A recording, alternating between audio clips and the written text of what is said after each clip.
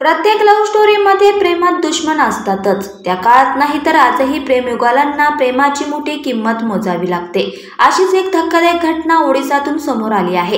एकमेकांवर प्रेम करणाऱ्या कपलला जमावाने तालिबानी शिक्षा दिली आहे। ही घटना ओडिसाच्या रायगडा जिल्ह्यातील कंजा माजिरा गावातील आहे। इथे एका तरुणाला एका मुलीवर प्रेम झाले आणि दोघांनीही परस्पर संमतीने लग्न केले। प्रत्यक्षात तो तरुण त्या मुलीचा काका होता आणि स्थानिक रीतिरिवाजानुसार या प्रकाराचा विवाह अवैध मानला जातो।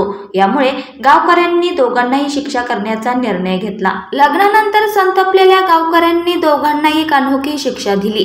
या जोडप्याला अपमानित करण्यासाठी गावकऱ्यांनी बांबू आणि लाकडापासून बनवलेले एक जोखंड त्यांच्या खांद्यावर बांधले, जे सहसा शेत नांगरण्यासाठी बैलावर ठेवले जाते। यानंतर त्यांना सर्वांसमोर शेतात नांगर ओढण्यास भाग पाडले गेले। या दरम्यान आजूबाजूचे गावकरी फक्त तमाशा पाहत राहिले, कुणीही त्यांना थांबवण्याचा प्रयत्न केला नाही। या अपमानास्पद शिक्षेनंतर दोघांनाही गावच्या मंदिरात नेण्यात आले आणि शुद्धीकरण विधी देखील करण्यात आले।